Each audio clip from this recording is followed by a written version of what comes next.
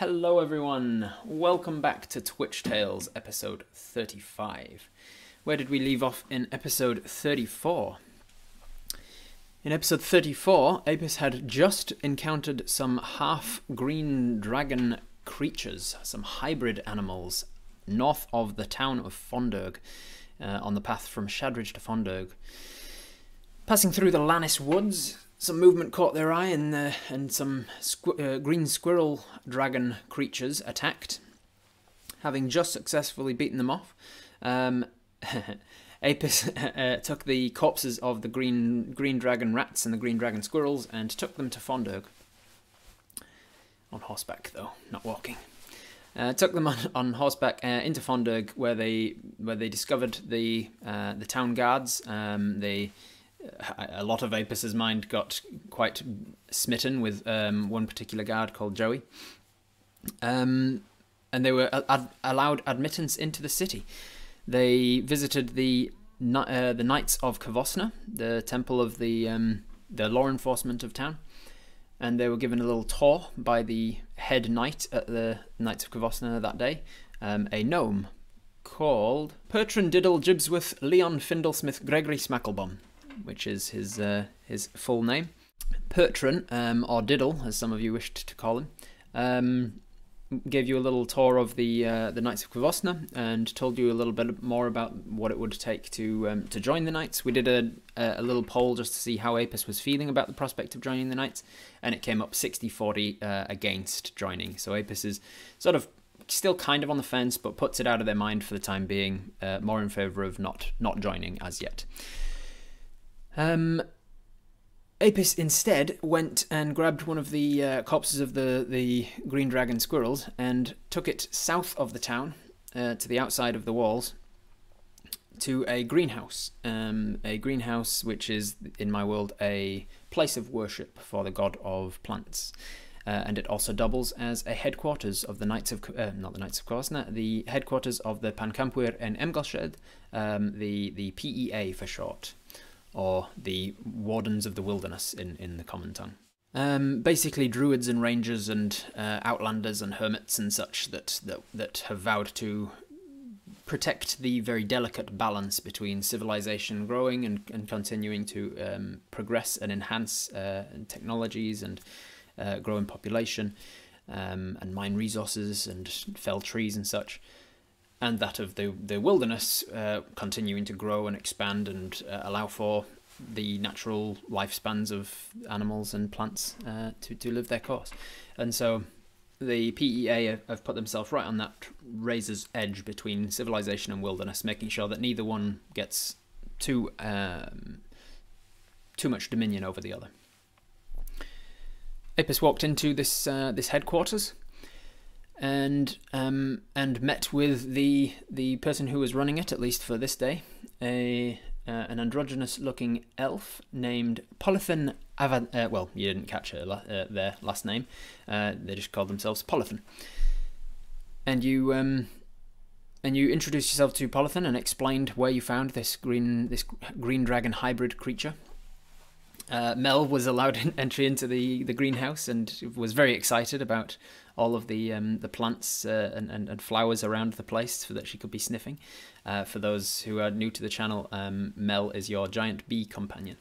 Polithen then expressed concern at the fact that these hybrid dragon creatures could speak, or at least at the very least understand Draconic, because it's not an inherent thing as far as she understands, as far as they understand. It is rather a learned language, which it goes some way to indicate that these dragon creatures that attacked you perhaps have learned Draconic from their parentage, which at least on one half of them would have been a green dragon of sorts. It's a rather worrying idea for Apis, no doubt, to hear that there may well be a green dragon in the Lannis woods, a lot closer to Fondirg than anyone would wish. What do you think you say to that? What do you think your reaction to that is, given that your town was destroyed by a green dragon only 3 years ago, as far as you understand? You want to find out more about the PEA and how it works. Polithen sussed out that we were originally from Shafgushel. Yeah, Polithen understood from your reaction and the fact that you knew Draconic, which is a rather uncommon language for a humanoid to know. But you speak Draconic, and from that and your couched language and your lack of deception roll, Polithen managed to deduce that you were probably from Shafgushel and had taken up Draconic in order to know more about this creature that had attacked your family. We should work out why a dragon would want to be in this area. Is there anything we can do to help with the dragon situation? It's kind of an open world situation at this point. You can ask or do whatever you want. Are you asking? It would help, just as a general rule, it would help me to understand whether or not you're asking a question of Robert the GM or Apis asking a question of the NPC you're talking to. If you are asking a question as Apis, just put it in quotation marks, because then it'll make it really clear to me that is Apis speaking and not one of you guys. Do we know which green dragon destroyed our town? We've always assumed that it was Unguhef, which was an old green dragon that was known to live in that forest. What do the PEA plan to do from here about the possibility of a dragon, and what can we do to help? We say, are you not worried about the dragon? And she says, I'm very worried about the dragon. What would give you the impression that I'm not? A green dragon living so close to this settlement is very worrisome indeed, especially given what happened 3 years ago to Shafgushel. How many dragons do you know of around these parts? I'm only familiar with Unguhef of the Shafgushel forest. The possible presence of a dragon is worrying. Who would you best talk to about it? Well, I'm on the same page as you about that. The possible presence of the dragon is rather worrying. Who should we talk to about that? Like, who's best to talk to about taking action against it? She says, well, in order to take action, one first needs to know information. At the moment, as you mentioned, it is only a possible presence. We don't know for sure that Unguhef or some other green dragon is even in the area. It could well be that that there's some other explanation for these half creatures, and she points down to the green dragon squirrel on the table. It is a natural being, though, right? The dragon. And they said, yes, it is. Dragons usually are. I can't say for sure about this one. If it is indeed a dragon, this is all coming back around to the fact that we don't know enough information yet. Do we know why the dragon attacked 3 years ago? We do not, Strawberry, no. So what's the plan then? How do we find out if there is a dragon? How can I help? Well, it seems you're a very adept fighter if you say you took on 3 of these creatures and 2 giant rats as well. I would hate to put a civilian in such danger, but it seems you are familiar with a bow and arrow. They gesture to your arrow, your longbow on your shoulder. It seems you can take care of yourself, correct? I mean, I've survived this long. I do not require it of you, of course. You are not a volunteer of the Pankempwyr. You are not a warden. But there is a warden who lives nearby. If anyone knows animals, it's her. She knows animals better than anyone that I know. And I think if we are to find out if something has moved into the Lannis forest, it is best to speak to the things that live there, both animals and plants alive. So I suggest you go and find Briar Patch, and she will travel with you to the Lannis woods, and between the 2 of you, you can move slowly and carefully and methodically. Careful not to put yourself in danger or to anger the ire or the wrath of the green dragon, if it is in fact in the area. At this stage, we just need to gather information. That is probably the best way that you could help. Of course, this is not your fight, and so I understand if you do not wish to take it up. But of course, if it is a green dragon and it moves in towards Fondirg any closer, it could be all of our fights, whether we want it or no. Would the PEA have an idea of why Amgelshedd attacked? Maybe. You'd probably have to join for that sort of information, though. They probably wouldn't just give out information willy-nilly, unless it had some sort of a gain for them. There is an essence of politics to it. We might need more training, say 5 days, before looking to do more towards the dragon. Yes. For those just joining or new to the campaign, what Fancy Unicorn is getting at there is that Apis is ready to level up. You can see in the corner there on your character sheet that you are currently level 4. I have told you in the previous game that you have done enough to milestone up to level 5, but in my games, how you level up is that you are forced to take some downtime to focus on training those new techniques and things that you gain at level 5. So for instance, at level 5, if you were to take a level in Ranger, which it looks like you are going to be doing, you would get an extra attack and access to level 2 spells. And so you'd spend those 5 days training those things, and then at the end of those 5 days you'd be level 5. But sometimes missions are time sensitive, so it all becomes a choice. Do you want to take 5 days to train up and get to level 5 before going to investigate this dragon, or do you investigate the dragon and so that you know more information about it before taking 5 days downtime? It's all a choice for you to make. Does your order have a written history of dragon activity, recent and past? Is this presence like a cycle? And they say, we do tend to keep a track of dragon activity, yes. As far as we know, in the last several hundred years, Amgelshedd has been the only one in the area. But it's not unusual at all for dragons, with their sense of greed and their sense of pride, it is not at all unusual for them to keep their progeny secret. So if there is another in the area, it is more than likely an offspring of Amgelshedd that has been kept secret until now. It is usually when they reach a maturity and start to compete with their parents that they are forced out of the nest to find their own territory. Is this the first sign of green dragons in this area recently? And she says, aside from Amgelshedd, yes, this is the first time in in a human lifespan, let's say, in the first time in the century or so that this any sort of dragon has gotten this close to Fondirg, with the exception of 3 years ago in Shafgushel, of course. I say we talk to Briar Patch and get a better idea of the dragon's movements, see if we have time to train or if it's on the move. Training and investigating. The PEA are not really fighters. No, there are rangers and druids that are part of the PEA, but not every member of the PEA is a ranger or a druid. Some of them are just nature lovers and volunteer their time on a weekend to make sure that the city stays out of harm's reach of the wilderness or whatever.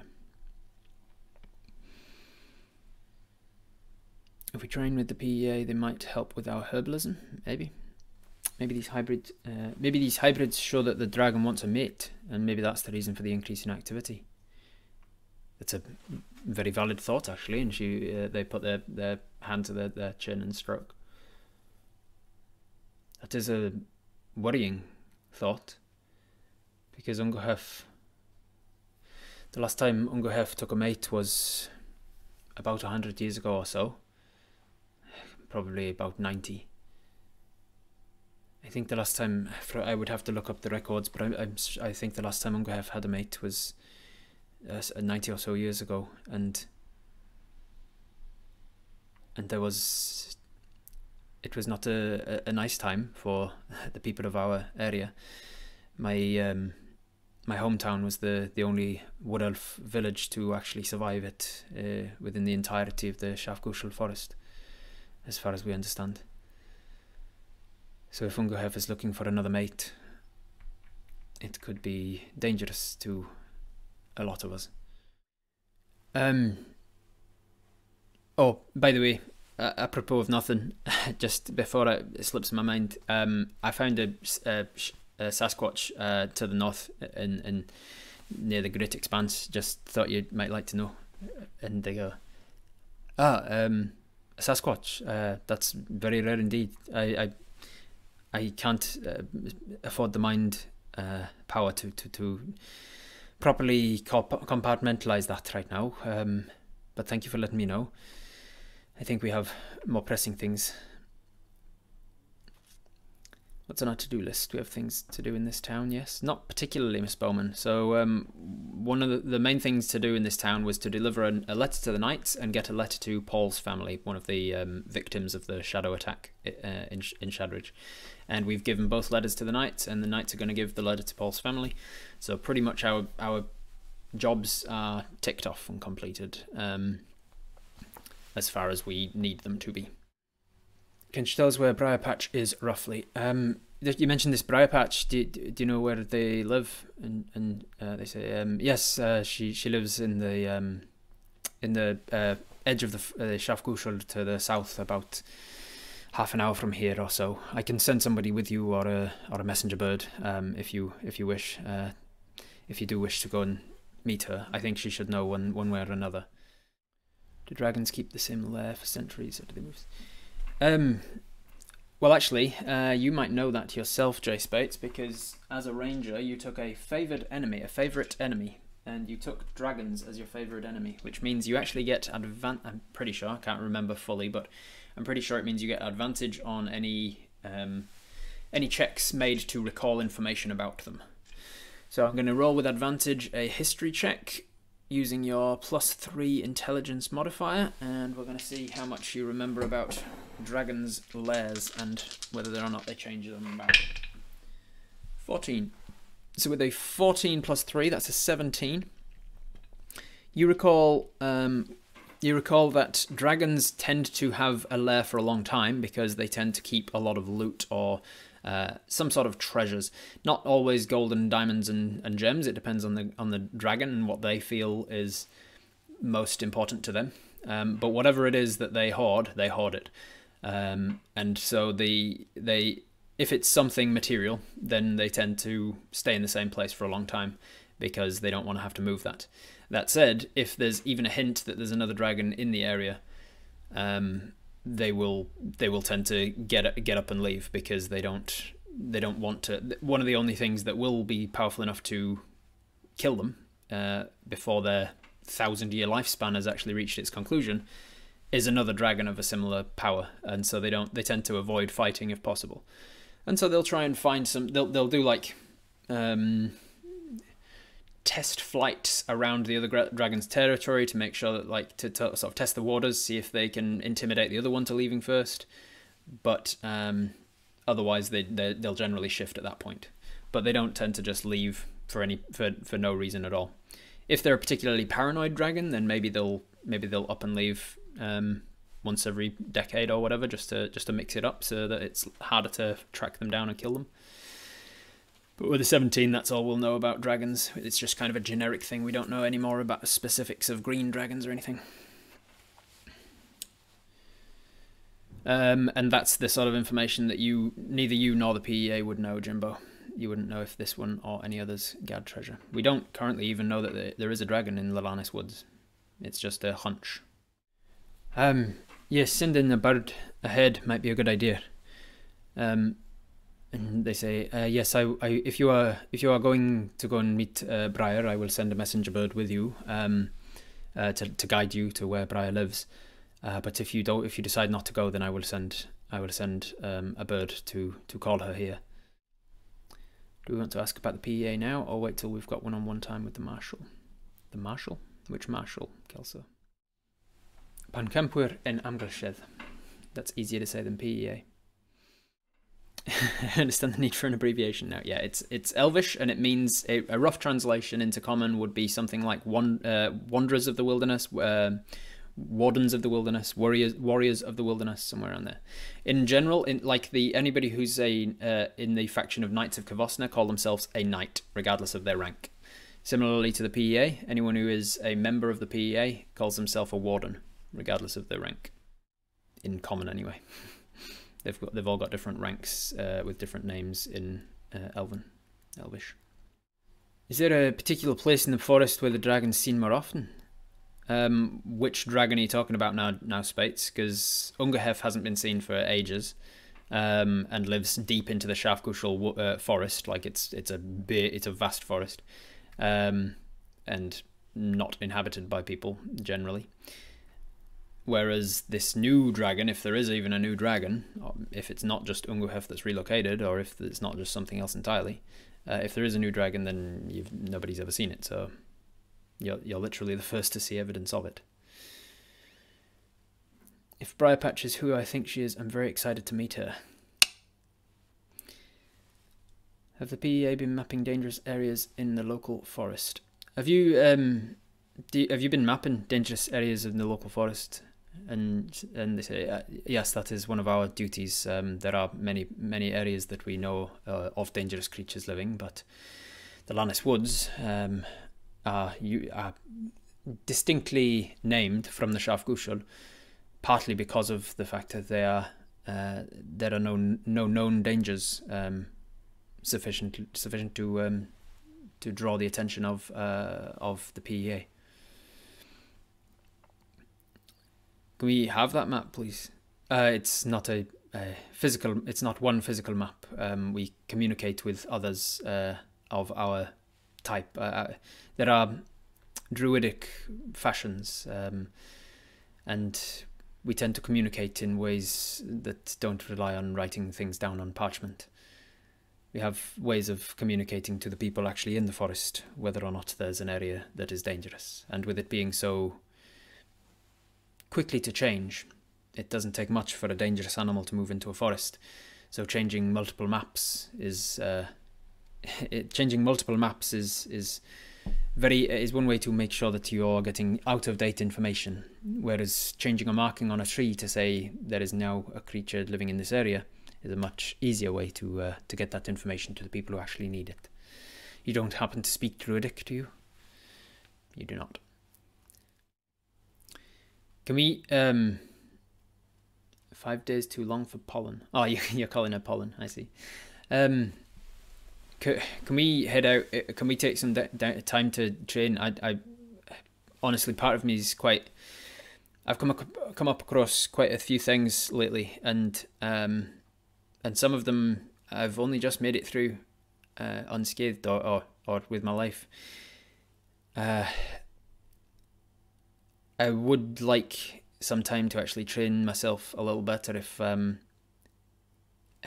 we can afford the time. Do you think taking a few days of downtime would be out of the question?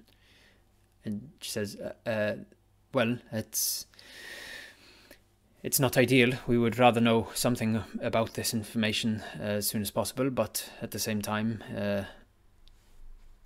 putting a lid on it for now would allow for more chances of us discovering more information. I'm just worried that if we don't discover something soon, we could have prevented some sort of danger from happening.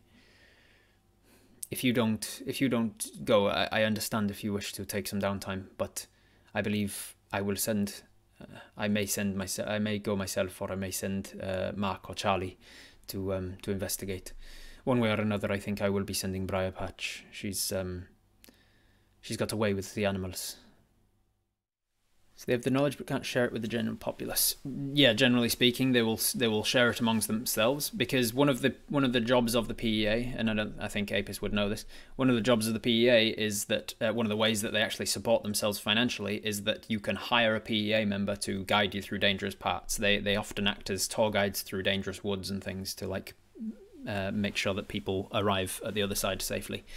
And so as long as you've got a tour guide who speaks Druidic with you, they've left Druidic markings on the trees and the rocks and everything to say, like, don't go this way, there's an owlbear moved into the area recently, go this way instead, or that sort of thing. So they kind of map it in person rather than having like a physical map that you can use, because that would have to be constantly changing and wouldn't be able to have the level of detail that you need for, like, there's a landslide up ahead. You can't mark that on a map. You can't mark that on like a million maps all at once. Does your order have a record of other dragons and how they were defeated? We don't really keep detailed records of historical events like that. For something like that, you wish to speak to the Pankempwyr or the Arcanists Entente. I'm going to roll a history check for you to see how much you know about those. A 9 plus 3, 12. You would have heard of both of them, but know very little about them. The Arcanists Entente is a faction of wizards and sorcerers and artificers and people who study the weave from like an academic perspective. People who study the magic around. They often are basically book nerds and usually keep a detailed record of various different magical defeat of magical creatures like giants and the war between giants and dragons from ages past and all sorts of things like that. So if you wanted to know specifics about dragons, maybe you'd speak to them. You would also know about the Pankempwyr is a sub-faction of the Artisanal Alliance. The Artisanal Alliance is kind of like a union of various different people who do trades. And the Pankempwyr is a sub-faction of that, which is for people who are sign writers, calligraphers, map makers, writers, authors, people who write things down, historians, and so you might want to speak to them or the Arcanists Entente or something. How far does Briar live? She mentioned they mentioned 30 minutes to the south. Persuade him to wait for us to train. You guys can wait for you to train. I'm not making the decision. If you guys want to train, you just train. But the world doesn't stop when you stop. I've mentioned that a million times. The world just doesn't pause. It's not a video game. There's always something going on. 2 more spells and Misty Step will definitely be of use if we get into the poop. We should really train first. The conversation has pretty clearly pointed out that this is time sensitive. We need to postpone our training. It's up to you guys. I feel like having a central map at their HQ that members consult and update from their own personal maps might be a system that could work. But they don't. It sounds like if we train first, other scouts are going to go ahead with or without us. Probably, yes. Alright, so it seems like we might be at the end of what we actually want to ask, and now we're just debating about whether or not we train first. Did the organisation, the books nerds, and the other ones have an office in town? Did the Arcanists Entente have an office in town? And she says, they do, yes. There's a tower near the centre of town that acts as both a library and the headquarters of the Arcanists Entente. It is probably our best place to find both members of both factions. Rob, hold a hand through this, please. Does the downtime have to be 5 consecutive days? Yes, it does. We can visit the Arcanists for any info if you want. Yep, you could visit the Arcanists. You could visit Briar. You could visit the Arcanists. You could just wipe your hands of it for now and just be like, "You guys deal with it. I'll see you in 5 days." I may have misspoken. Sometimes I think I might have said the Shafgushel Forest a few times when I mean the Giftgald Forest. Shafgushel is the name of a town that lives on the edge of the Giftgald Forest. So if I've misspoken, it's my problem, Wraith. I apologise. The name of the forest is the Giftgald. Alright, it seems like there's a decision to be made, so we're going to start a poll. As far as I've been seeing from the chat, whizzing by, there's only 2 options that people are interested in. Do we train first or do we investigate first? Alrighty-roo. With 62% of the vote, Apis is in 2 minds about it, hoping that there's not a green dragon in this forest, but decides ultimately they can't afford to stay for 5 days and do nothing. They need to investigate and find out for sure whether or not there is actually a green dragon in the area. So, that being said, what do you want to do to try and investigate? Do you want to go south and meet Briar Patch at her home and tell her in person yourself what the deal is, and then set off north with her? Or do you want to visit the Arcanists Entente to ask them about dragons? Do you want to visit a library and read more about dragons? Do you want to ask around town if anybody's seen a dragon? Do you want to go to the logging camp? There would probably be logging camps on the city, outside of the town, and maybe the loggers have seen a dragon in the area or something. What do you guys want to do? Visit the Arcanists? Visit the Arcanists? Meet Briar? Meet Briar, meet Briar, meet Briar. We should go back to the Knights and update them. Asked us to come speak to the PEA. Yeah, we could update the Knights first. Alright, most people visit saying Briar, but I will put it to a poll just because there are other options that other people are saying, and it gives the chance for people to be on the fence. So now's your chance. If you don't want to, if you think it's really more important to visit somebody else than Briar first, here's where I'm giving you the poll. Who to visit first? And you can visit all three of them. It just means which order it happens in. Briar Patch, who is apparently really good with animals and lives south of the town. The downside of that, I guess, is that she's half an hour south, and then you'd have to go south, meet her, and then go north to the Lannis Woods. So it might be like doubling up on the journey. I'm not sure.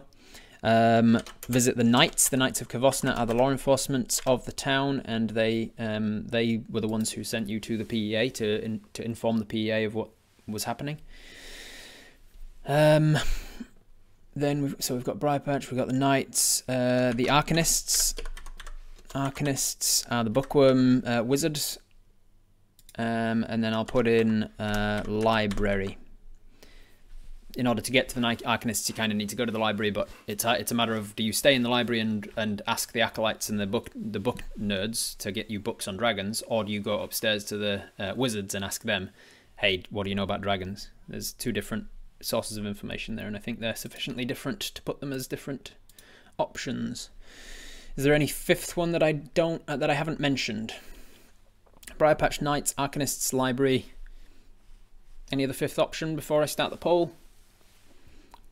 Get a horse. Buy a horse now that we don't have Mr. Ed. You probably wouldn't be able to afford a horse. They're quite expensive. But you might be able to rent a horse. But doing so is dangerous for you, because if anything happens to it, you're liable for the cost of it. Back to the Green Dragon conversation. Is there any chance of an animal taming scenario where I tame the dragon and then burn down the village? It's not. If it is a green dragon, then it's poison the village, not burn them down. They have poison breath. Cool. I think it's just those four options then. It's a 3-minute poll starting now. Can we get a map of the shacks in the forest, or is that protected too? You could ask her for that. Yes. So you say, oh, is there? I've stayed in a number of PEA huts, wanderers huts, out in the forest in my time as a traveller. Are there those dotted around Lannis Woods as well? And they say, yes, there's a couple in the Lannis Woods, and then many more in the Giftergald. All right, with 42% of the vote, people wanted to visit Briar Patch. 42% is not a majority, so we're going to have to go to preferential voting. We're going to tip off the library, which only got 6% of the vote. If everybody who voted for library voted for Briar, it still wouldn't be 50%, so we're going to tip off the lowest two options, which was library and Arcanists, and we're going to do a secondary poll with Briar Patch and Knights. That's how preferential voting works. Welcome to my democracy. All right, with 74% of the vote, this is why we do preferential voting, because the people who voted for the other one might not be keen to do the first. So with 74% of the vote, we decide to go for the Knights. We're going to go talk to the Knights of Kavosna first. So we finished this conversation about the shack, which they're called wandering huts. We are told. She says, "Oh yes, they're known as wanderers huts. We do have two in the Lannis Woods, and there are many others through the Giftergald. I can mark you. Do you have a map of the surrounding area? You don't." She says, "Oh, we don't keep maps here. They're rather expensive to buy and to replicate. If you were to buy a map from the cartographer in town, I can mark on it the rough location of where the wanderers huts are. So if you want to buy a map of the Lannis Woods, you can go to the cartographer in town and purchase a map and then bring it back to the PEA. But they don't just keep maps about, because maps are not cheap to make." are we going to send a bird to Briar while we visit the knights and she comes with us? That's what I was about to get to, yes. So as we say, right, in that case, I'm going to head back into town. I'm going to just fill the Knights of Kvosna in on what you've told me and what's going on, just so that they're fully informed. And she says, it's very wise indeed. That was on my to-do list for today now. Right, you needn't bother yourself. You've got bigger things to worry about. I understand the Knights and the way they work already. I'm kind of a friend of theirs to a certain extent. So I'll go and tell them about that. And then before we can even suggest it, she says, yes, I will send off a message to and she gets up from the table as they're saying this and walks around to the front, opens up the little glass door to the office cubicle at the back of this greenhouse, and says in Elvish, you don't understand it, but says, Las Pranchali, Lethra Kuntast, Drashkinde Bafta. Briar patch and it turns and you're off, and then he walks out the front of the you see a human fella. He's got a chin strap beard but it's pointed ears, which indicate that he's probably a Bridden, a half elf, half human. Walks out the front of the greenhouse, and you see him start to swirl his hands through the air, and then the pollen person turns around and I will send a message to Briarpatch, tell her to make her way here. Once you're done at the night, if you could head south and meet her on the journey. It's not ideal to walk the path south of here on your own, but under certain circumstances, I think it's necessary. And so you set off towards the town again. Were you just talking gibberish, or is that some real language? I was talking Elvish, of course. Didn't you understand it? So as we leave unless there's anything more that you want to say or do with the people in the acolytes of the greenhouse, unless there's anything more you want to do, you are going to leave the greenhouse and head back to the town. Speak now or forever hold your PEAs. All right, so you leave the greenhouse. As you do so, you see the man that's apparently had Charlie somewhere in his name, and as he sort of brings his hand down, you see that there's almost like a very gentle whirlpool of light, let's say mint green energy that kind of whirls down to his hands, and at the top of that you can see spiraling like a good few hundred meters above. There's a couple of different birds that have started to almost get drawn in, and they spiral down. And as we kind of move off, he holds out his arm, and there's 3 different birds land on his arm, and he sort of gives them a little bit of attention each, and you can stay and watch whatever the hell he's doing, but you've got things to do, so I imagine you turn and make your way towards the town at this point. Sup, Dread GM, how's it going? We're going back to the Knights of Kvosna, Dread. You want to get your next lie ready? You're going to start thinking up your next your next campaign altering fib that you're going to tell them about? So we make our way back towards the town. It's about a 10-minute walk from where the greenhouse was, to about 5-10 minutes walk from the greenhouse to the edge of the walls. And as we get to the walls, we notice that they're closed, which they weren't when we left, because they're normally left open for the farmers during the day. There is also a bit of a backlog, a traffic jam of like 2 or 3 farmers in carts. I have some doozies ready. Awesome. So we start walking up, and we see that the farmers are all kind of grumbling, and there's a couple of them starting to get off the horses at the back and walk towards the gates, and we follow with them.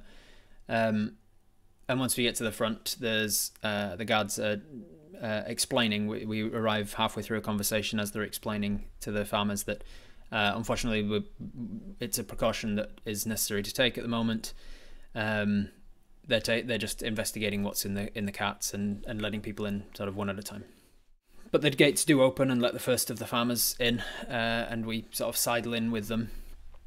One of the knights on duty asks us who we are and tells us to just stay out of trouble as when we're in Fondirg. And then we are let into the city with the first of the farmers, and then the next of the farmers starts to sidle in behind him. We make our way quickly, promptly, through the town streets to the centre of town, to the temple district, as it were, to where we find the Knights of Kvosna headquarters, which doubles as both a chapel to the god of protection Kvosna, and also a headquarters for the law enforcement Knights of Kvosna. We walk in and we see on duty in the Knights of Kvosna is a young mid-teen human girl whom we met earlier, called Cassandra. And as we walk in, there's like about half a dozen people already in the chapel, and about another dozen or so outside, starting to make their way from various parts of the street into the chapel. And she is nervous and not dealing with the sudden influx of a lot more people. Yeah, you can sit over the you can sit in any of the pews. Any of these pews are fine. If you want to go from, actually, you should probably start. There's quite a few people coming in, so do you want to just shuffle over? Sorry, just wait here 1 second, she says to you as you walk in. Just wait here 1 second, and then she walks over to tell the people in the pews to sort of shuffle over, because there's actually more people coming, and you can't have a whole pew to yourself now. Could you move over, please? And then there's a guy who comes in and starts to walk past you and round and sits down. Is it true that what they're saying about a green dragon? And she says, "What? No. No. I mean, yes. No. It's not. I mean, I can't say anything about that at the moment. Please, could we one at a time? Could you stand?" And a couple of the others that are already in there. Green dragon? Is that what it is? I just heard it was a danger. Oh shit. I'm not at liberty to say anything yet. What is it? You should bloody say something. Is there a green dragon here or not? We don't. At the moment we're still in talks about what the situation is. We're trying to allocate some knights to check it out. You needn't, please. That's what the sermon will be about. If you please. And a few people are coming more in. Oh boy, I don't think it's going to wait in 5 days for it to train. It could definitely not. I was like, oh boy, if you try and take 5 days off right now, it's going to be a very different town by the time you're finished. But I didn't want to say anything. She needs an everybody shut up dragon. Yeah, she's a 15-year-old girl, and this is like her second day on the job or something. So she's still not. Can we whisper to Cassandra? Listen, you're doing great. Relax. Just tell them to be patient and sit down. Yeah, thank you. Just if everybody can just be patient and sit down, I will. There will be a night out shortly to explain everything. You got this. You got this. You give a little tap. And then are you going to take a pew, or are you going to try and head out to the back to visit one of the officers out the back? The only time you've been out the back of this was last night, I think it was, when you were led into the back by Patron. So heading out there yourself might be frowned upon. You don't exactly know. So you're going to sit down in the pews and wait for the impromptu sermon, or do you want to try and make your way out the back? Most people saying yes, just sit your ass down. There's quite a few that say no, let's try and go out the back, but the thumbs up have it. It's quite clear that the majority want to sit down. So we sit down in one of the pews, probably up the front, so that we can hear the best and see over people, being that we're a dwarf in stature, where we tend to be a little on the short side from crowds. So we want to sit up the front. We find and being that most people psychologically don't tend to want to sit up the front for one reason or another, there is space in the front pew for you to muscle your butt in between people, and you have a little sit down. Can we hand out flyers and have a business card? Problem solver, Apis and Mel. Yeah, where's Mel? Mel's probably still in the greenhouse. Let's be honest. We have info from the PEA as requested by Patron. Tell Cassandra we have info he requested. We could have asked if we could go to the back. You could have asked, but you didn't. So you sit at the front. There is a general hubbub of commotion until about 5-10 minutes later. The two doors, it would be the left-hand door as you look at it, to the side of where the altar is per se, opens up, and outstrides a gentleman wearing a silver cloak, clasped at two Knights of Kvosna emblems on his shoulder. He's wearing an iron... I'm losing all of my words today, not a medallion. An iron bracer with the Knights of Kvosna logo on it. At his hip hangs a short sword and a long sword, sorry, in a scabbard, and he wears breastplate armor with plated legs and sabatons. His armored footwear as well. He has no helmet on. You have met him once before, but you didn't get his name at all. He was one of the people that was speaking with Pertran when you kind of interrupted to give them your letter and things. He has a silver cloak, denoting that he's quite high rank within the Knights of Kvosna. He is probably around mid 5 feet range. He's not the tallest of fellas, and he's also of the Changxi, I think is the name of my continent there. He's from... Actually, Apis probably wouldn't know about Changxi. You're well learned though. Let's give you a history check. It's almost like a geography check. General intelligence, geography. I think it's just going to be a straight intelligence roll. So it's a +3 to whatever this is to see if you know the continent that this gentleman's probably from. He's rather a rare... what is that? 9. 9 plus 3 is 12. 12 is not enough to have heard of this continent. So you've seen people of this kind of these sorts of facial features before, but you've never you don't really know where they're from. They're just a different type of human as far as you're aware. But for your information, in case anybody wants to visualize him properly, he's of the equivalent of Chinese origin. He walks up to the altar, the podium, and he says, "Hello, welcome to the Knights of Kvosna's temple. We'll be starting today's sermon speaking about the necessities of keeping one's family safe and what family means." And somebody shouts up, "Is there a green dragon in the area?" And he says, I didn't expect to get to that quite so soon." And others like, "We need to hear about it." And he says, "All right, I see there is more than double the turnout that we normally have for these sorts of sermons, so I suppose that's where we'll begin." He says, "My name is Tao Chu. I am a lion of the Knights of Kvosna. I can tell you that, as far as we are aware, there is no dragon in the area. We are investigating it, and once we can spare the manpower..." "Spare the manpower? Why don't you put all the men on this?"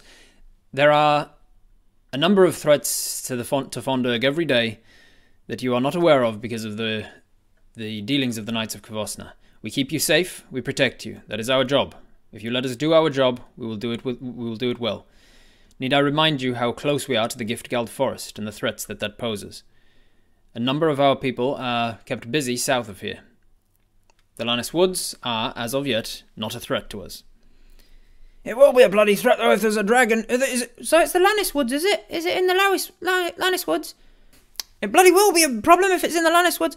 "We don't yet know any more information other than there has been sightings of certain animal hybrids that have been dragon-like in appearance, but in actuality the size and danger of no more than a giant rat." And you kind of hold your tongue at that point, like maybe slightly more dangerous than a giant rat, given that they can breathe poison.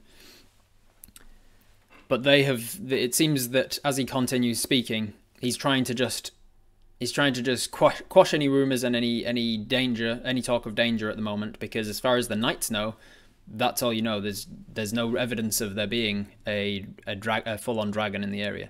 There's just some half-dragon creatures. "Is this what's happened to the kids?" I cannot confirm what's happened to the children. If we know any more, of course our hearts of course go out to the Hudstons. But if we can know any more information, that is an ongoing investigation, and we will endeavour to learn if it's connected. "What about the logging camp? What's happened to the loggers? Is that what happened?"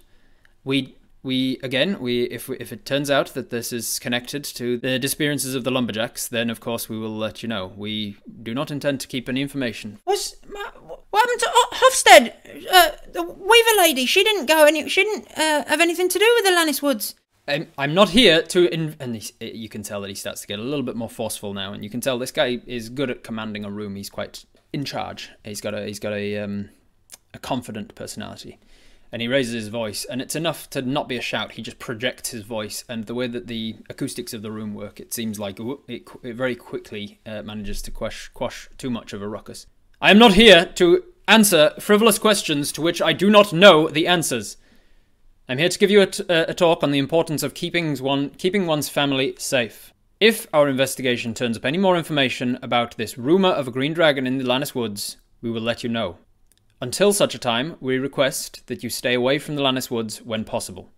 And then he continues to start to give a proper sermon about the teachings of Kavosna and protection, and in trying times such as this, the importance of knowing where one's family is and being there for them, regardless of your other roles in the family.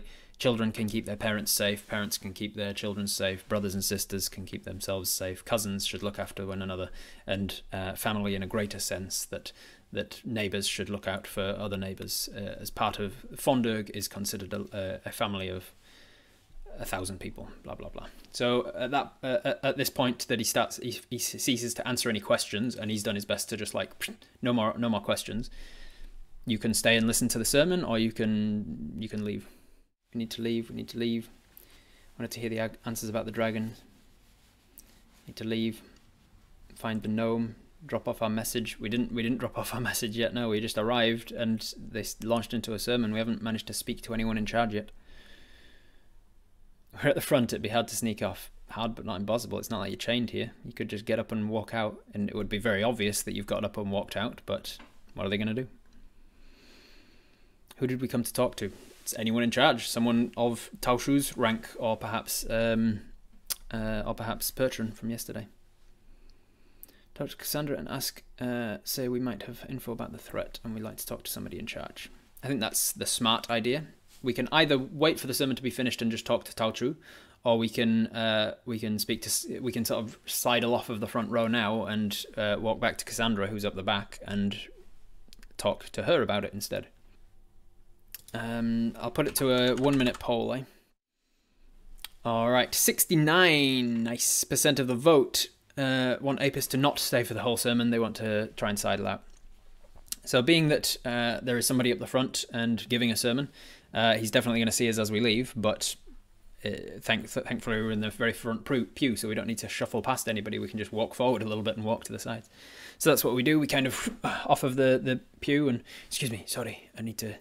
And you walk to the side, and you notice as you turn around, you're not the first person to have left. This was a little bit more full until it became clear that he was answering no more questions about the Green Dragon rumours.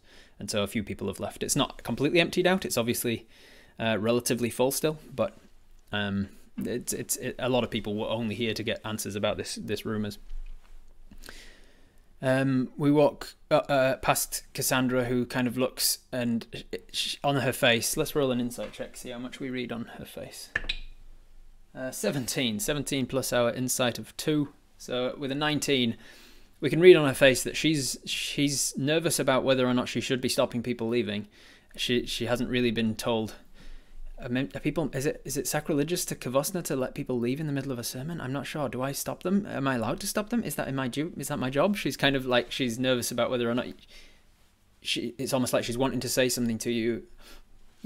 Are you going? She says as you walk past to get to the door, and you say, yeah, I really need to get out. There's somebody who's expecting me south of the town, and I don't want to walk in that path alone. Oh, okay.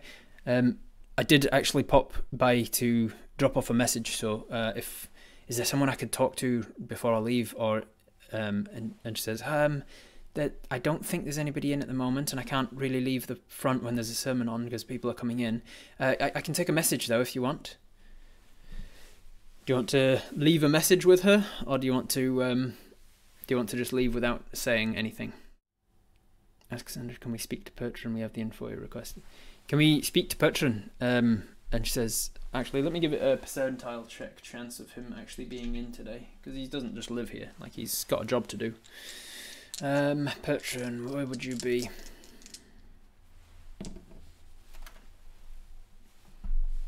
She goes, he is in, I think, but I can't really leave my desk when there's a sermon going on. I'm meant to welcome people in, and I'm meant to give them sort of a recap of what they've missed. I should really be listening as well. So she's kind of in two minds. She should be listening so that she can recap anybody who's late to the sermon. But most of you are saying just leave a message, just write it down. So she says, if you want to leave a message though, and she gets a piece of parchment out and pushes an ink and quill to you and says, can you write? Not assuming, especially in this day and age, that you can write. She pushes over an ink pot to you, and I don't think Apis has had a lot of need for writing in their life. Apis can write because they're so intelligent. They've got a +3 intelligence, which is very good. But your handwriting's probably not great, and you don't tend to write too often. As an outlander and a ranger, and even before your family was destroyed in Shafgushal, you were still spent most of your time in the woods. So while you read a lot, you wouldn't have written too much, but you know how to write. So you say, yes, yeah, I can write, and you unscrew the bottle and take the quill out, and she goes back to listening to the sermon as you write down the note for them. What exactly are you writing? If Bertrand's here, we can go and see him. You ask that. You say, I could just go and see him myself. And she says, I'm afraid not. You can't. For one thing, you're not allowed in there unless you're accompanied by a knight. And secondly, you wouldn't be able to get through the doors anyway. And you recall from yesterday's tour of the place that in order to open the handles that looked like hands, you need to sort of clasp it, brothers for life, with your bracelet arm. Your Knights of Kavosna bracer is part of what opens the doors. So you can't just go in unaccompanied. Apis writes down, went to speak with the PEA. They think that because the half dragons could understand Draconic, it's likely that they are being raised around a creature speaking Draconic, and it's likely that there's a dragon in the area. Not cause for alarm yet. Don't investigating with Briar Patch from the PEA. Something like that, something to that extent. PEA suspect that the suspicion is correct and we'll be scouting in the forest to confirm. Yeah, so we write that down. We fold it over before giving it to, dry the ink on it, blot it, get the ink blotter, fold it over a couple of times, hand it to her and say, could you pass that to either Tauchu or Pertran or someone of an equal rank, please? Say, yes, I will. Thank you. Sorry. As you leave, sorry, I forgot. What was your name? Apis, and she writes down Apis on the back of it. And you get out of there. Let him know that we're going into the forest. Yep. So we let him know we're going into the forest to investigate with Briar. Can we make a roll to know the area that the rats and squirrels could possibly travel? The area that they could possibly travel? Sure. So you want to know what sort of a region they would be coming from?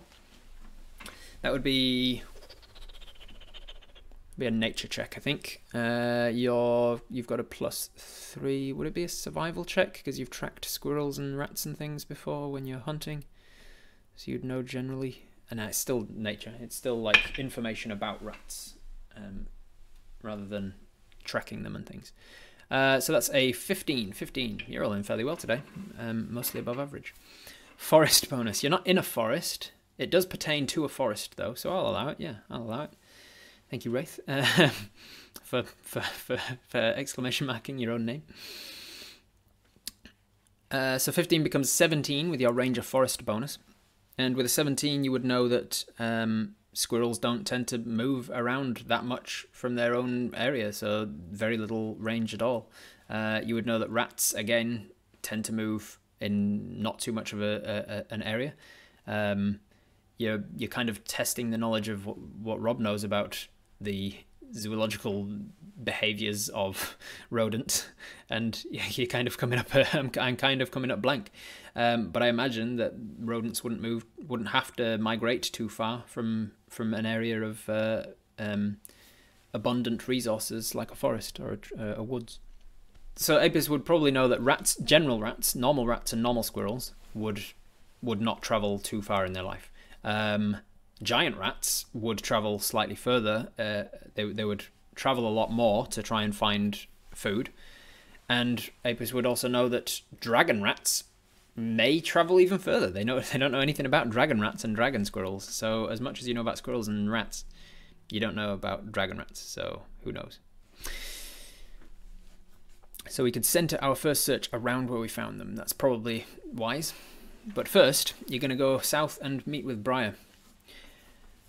So that's what you do. You head south of the town again, and you can hear that there's a couple of... There's not like the entire town's buzzing about it, because news doesn't travel quite that fast, especially when there's not very little to say. But there's one or two people kind of whispering that you think might be about that. Maybe it's about someone else. And eventually you get to the south edge of town. You see that the gates are closed, and one of them saying, "I don't know, miss. Sorry, we're just following orders. We've been told to close the gates until further notice. We're allowed to let people in and out, but we've got to keep record of who's coming in and out. So if you want to go out, you've got to give us your name." "I don't want to give. Fine. Fine." And she walks off. "Are you leaving? Going south of town?" I am. Whereabouts you heading?" Heading to the greenhouse of the PEA and a little bit south of that." "How much further south of that? You going past the farms?" "I'll be going past the farms, I imagine. But what way? Just need to know where people are going." I'm just meeting with a friend who lives south of the farms, and then we're coming back to town." "Right. What's your name?" "Apis." He writes down your name on a piece of paper that he's holding. Right you are. Tells somebody up the top who moves a little thing, and the gate starts to open, and then another person can get in there and open it up for you. And Mel is. I'm going to say that we left Mel at the greenhouse. So they close the gate up behind us. We continue on south. So Briar has been heading north on this journey for 10, 20, 30, probably most of the way here by now. Let's see if they are safe on this journey on their own. Okay. As we get level with the greenhouse, we see as we're about we sort of look inside to see if there's any new people that we haven't seen, in case that's Briar. We don't see anybody that we haven't seen yet, but we look ahead, and just as we're about to head into the greenhouse to ask, "Is Briar here yet?" We look further down the path to the south, and we see trotting up towards us, a few hundred yards away. They look like they're a long way away, and then we realise sort of perspective is a little bit off, and they're actually closer than we think. They're just very tiny, because we see moving towards us a female halfling, only about 2 foot tall, which is significantly short even for a halfling. Halflings are usually around 3 foot tall. We see a 2 foot tall halfling with wild brown shoulder length curls. She's got quite tanned skin and dark green eyes. Not that you can see that from here, but you'll see that eventually. And she's wearing very druidic clothing, in that it's just a simple green tunic. It's bedazzled with sort of like very shiny, glassy sort of gems. As she walks along, she's walking with a sort of quarterstaff in one hand. But for her, like for any other person, it would just be like a regular club, one-handed club. But for her, it's like a two-handed quarterstaff that's a good like 3 foot long. And she's wandering along, and you can see on her shoulder is a long creature. Has Apis met one of these before? Let's give it a percentage chance. What's the chances of Apis meeting one of these? They are a British animal in the wildlife, so there's a pretty good chance you've seen one. Yeah, look at that, 99. 99.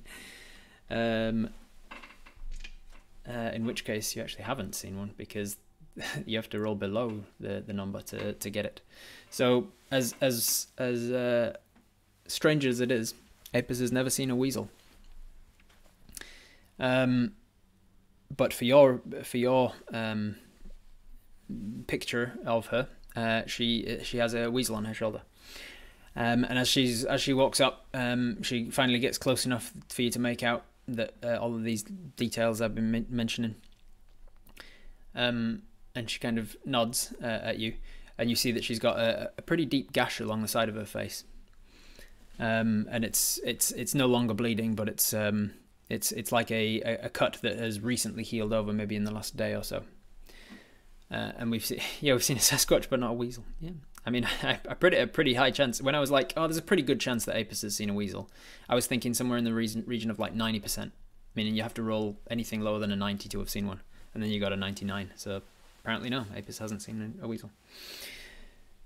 You've seen other rodents, not that weasels are rodents, they're mustelids, but you've seen other similar creatures. You've probably seen an otter. I don't know. Otters are also British animals. Let me roll for otter now as well.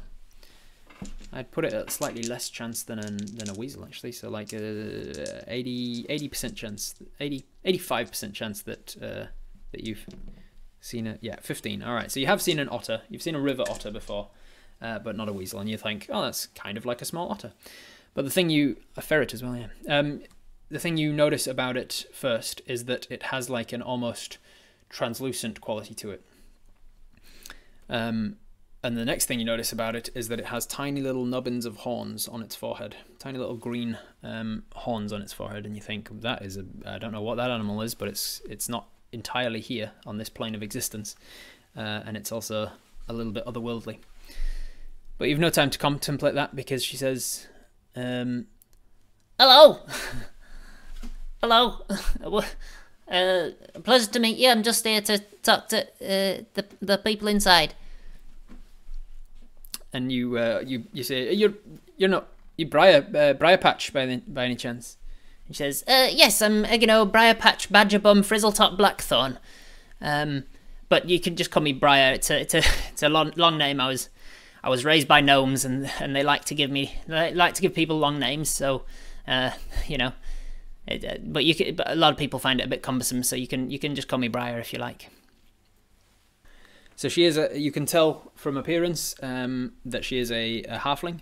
She's not as she looks like a scaled down smaller human rather than a scaled down smaller elf. I kind of think of halflings are to humans as gnomes are to elves. So like that's generally how to tell the difference. The gnomes have got their pointy ears and the slightly more beautiful appearances. So she says, I am, yes. So you can call me Briar. How do you know me? And you say, "Oh, I'm Apis. I was told to meet you because I was I don't know what you know. Shall we go inside?" And you open the greenhouse, and she heads on in, and one of the acolytes turns and says, "Badgerbum," and she goes, "Hey, Mark, how's it going?" And you see that this fella that's just spoken up, he's also fairly short. He's probably only about 4 foot tall. Looking at his appearance now, you've kind of passed over him, thinking that he was maybe a dwarf or a gnome or something. But now getting a look at him, you see that he's probably a gnomon. He's probably half human, half gnome. And he says something to her in a language that you don't speak. Would you have had reference to in your time? Although gnomes are pretty rare, let's have a little check. See how likely it is that you can recognise that you've heard gnomish first. You haven't heard gnomish before, so the chances of you being able to recognise it are much slimmer. Let's give it a DC. All right. Yeah, still though, a dirty 20. Even though you haven't heard it before, you're smart enough with your +3 intelligence that you can intuit from the two of them that they're probably speaking to each other in gnomish. Yeah, 4 foot tall is appropriately normal height. Yeah. As you walk into the greenhouse, and these guys have a very short discussion, it catches the attention of other people who in turn catches the attention of Polithen in the back room, who comes out as well, and then Mel comes buzzing out of her office with her and starts vibrating back and forth. Apis, it is good to see you. I'm in so much. This is so much fun. I love being here so much. Can I stay here forever and ever and ever? And Polithen says, I'm not sure that's quite it's going to work out for us. Not at the rate you're absorbing all of our nectar. We'll have nothing left. You're going to cross-pollinate the way you're buzzing around. Oh, I'm so sorry, but I'm having so much fun. I'm sorry. I'm going to make an insight check for you. What's your insight? Your insight's a +2. 14. You're rolling really well today. With a 14, you're pretty sure Mel's acting kind of drunk. She's gotten kind of drunk on all the nectar that she's been supping, and maybe it's just the excitement of being here, or maybe the plants have actually started doing something to her. But she's not super onto it in as much of a way as you're used to her. It's like a cat and catnip. Yeah, essentially that's right. Polithen says, I'm so glad that you have managed to make it here, Briar. Are you okay? And she gestures to the thing. She says, yeah, there was trouble on the way, but I managed to deal with it. That's why Jeremy's here. And she points to the weasel creature and she says, yes, of course. Are you well, Jeremy? And then it scurries around to her other shoulder. I didn't want to say too much in the message, so I'm glad that you understood my urgency. We should probably speak in my office, and takes you into the back room and leaves Mel buzzing. And before going, she says, Mark, if you could keep an eye on the bee, please. We don't want to cross-pollinate the... And she gives 2 Latin-sounding names of different plant species that I don't know enough about plants to come up with on the spot.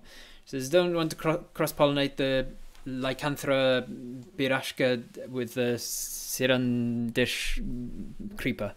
Thank you. And he goes, right you are, Edford. and then you all, between the 4 of you, the 3 of you, Polithen, you and Briar, head into the office. Briar, this is Apis. Apis is a traveller, a ranger, not yet a warden, but maybe one day. Apis has brought to our attention that there is a potential for danger in the Lannis Woods. Oh yeah, what's that? Apis has brought in a half-dragon creature, a half-dragon squirrel, and has said that there were more as well, half-dragon rats and such. Oh right, that's what, a green dragon. That's right. Yes. I was hoping that you would be able to speak with the creatures and plants of the Lannis Woods and learn a little more about whether or not there is indeed a dragon to be concerned about for the town. The knights are getting rather worried, and one of them has already messaged me to see if we have the volunteer power to spare in investigating this. I've told them that I was on it. They must be rather concerned to have used their sending stone already. They usually save it. It's a good thing that I even had it on me. How does she know green dragon? Because she's smart. She understands forests and knows that if it's in a forest, it's probably a green dragon. Because blue dragons live in the desert and white dragons live in the Arctic, and so on.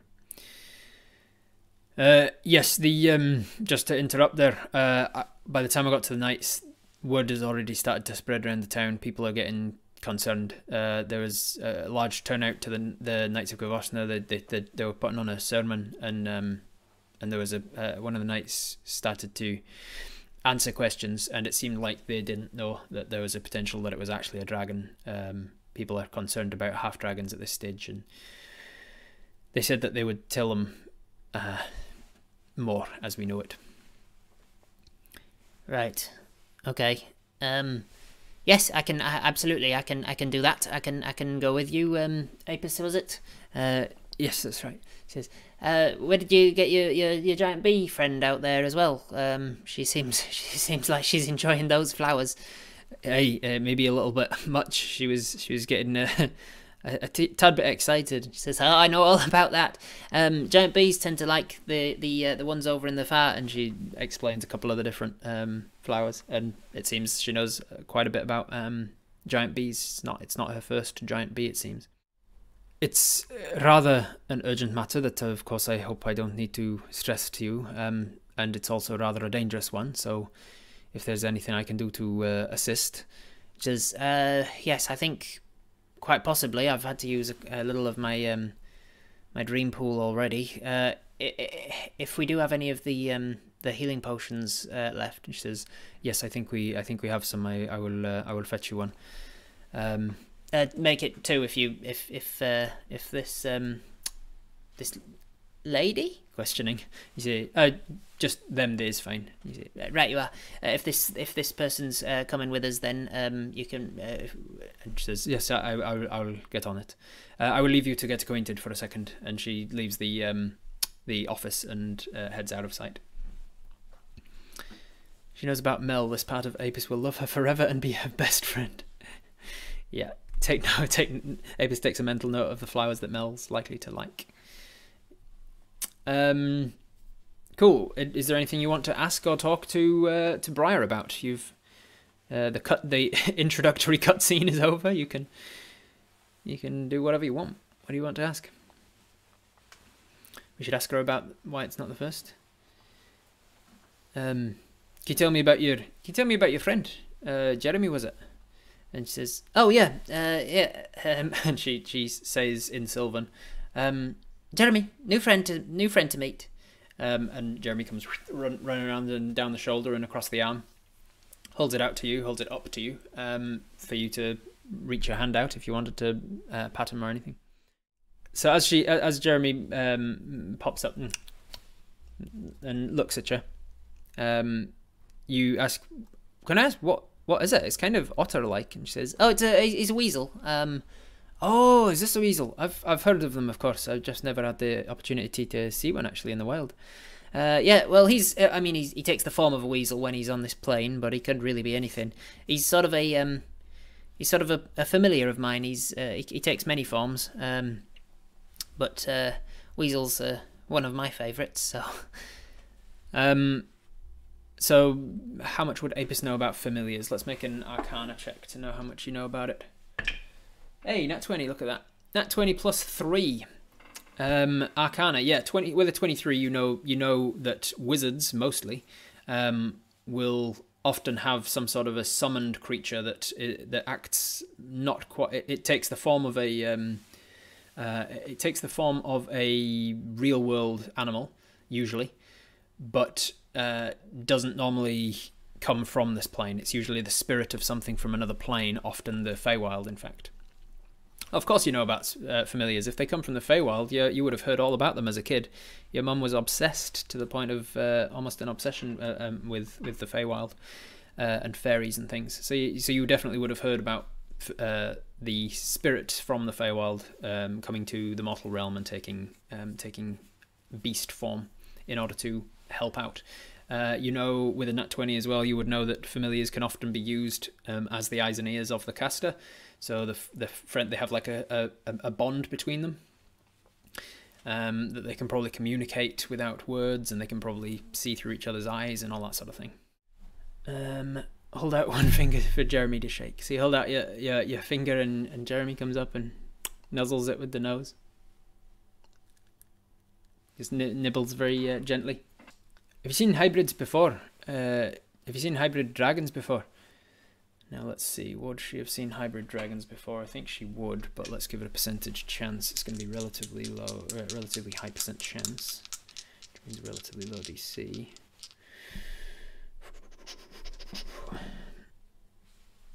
Yeah. She has. She says.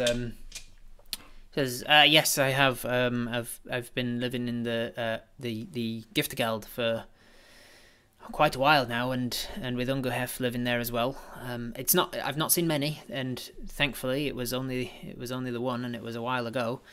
But I saw a half dragon it was like, I think it was a deer. I didn't stick around to see it because it would have killed me. It would have probably killed me.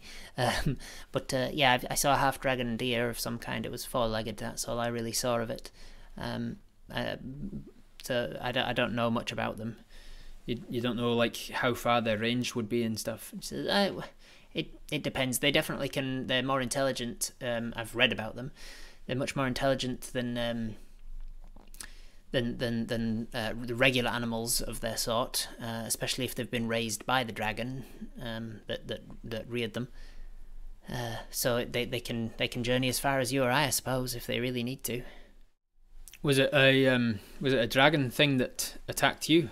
And she says, No. It was a beast, a winged creature. I didn't get to see a good look at it. But it was a winged four-legged thing that came out of the trees and swooped down and gave me a good slash across the face. But I managed to scare it off. Can we do a heal thing to prevent a scar on the face? You say, is that going to scar? She says, oh no. I only just healed it up myself on the way, and it'll heal without a scar. My dream pool tends not to scar. What were you referring to when you'd seen other giant bees? Are they common? Oh, no, not common at all. But in the Giftigeld there are quite a lot of large animals that grow to a larger size than they should otherwise. There's sort of a natural magic in the area of the forest, so things tend to grow larger. If the rats you said you saw were giant rats, if they were much larger than regular rats should be, then there's a pretty good chance that they were from the Giftigeld. And your giant bee there, it's a good chance that she was from the Giftigeld. And you say, no, I don't think she was. She was. I found her in an apiarist up in Shadridge. Yeah, but where did they get her from? I don't know actually. Hold that hand palm up, see if Jeremy jumps on. We do that, and somebody said say hello in Sylvan, and so we say bonjour, Jeremy, and he comes running onto your hand. He sort of first he looks back and silently looks at her, and then she gives him a little nod and a wink, and he runs onto your hand. And he runs up your arm, and it feels weight-wise that he's there. He just doesn't have any sort of body heat coming from him. Do you think it's possible to capture one to question? We did notice that some of them understood Draconic, if not speak it. Could well be. Do you, from your understanding, do you think it would be possible or wise to try and capture one of these half creatures alive? They seem to understand Draconic. It's potentially possible. They are capable of much more dangerous feats than a regular animal of their sort. But yeah, you could catch one if you've got a trap big enough, or if you're prepared enough. So that's really up to you guys. If you wanted to try, you certainly can try. Have you noticed anything different with the local animals? Strange movement patterns or the like? It says, let's roll a check for her. What would it be?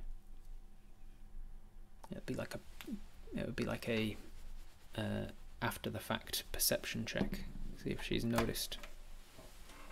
She says, I haven't noticed anything different, any sort of different movements, but if it is in the Lannis Woods, then that's quite a bit north of where I live. I live about about half an hour's walk south of here.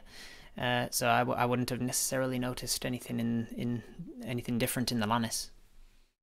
Can hybrid dragon things breed themselves? Do you know? Can they perpetuate themselves? And she says, I don't think so. Usually with the beasts, if they're close enough to breed, then that says something about their relation. But if they're far enough apart that the thing that comes out of them is clearly a mix of the two, and not one or the other, then that thing usually is not able to continue. Like a mule, if you cross a horse with a donkey, the mules can't breed. And in a similar way, these half dragons can't usually, as far as I know.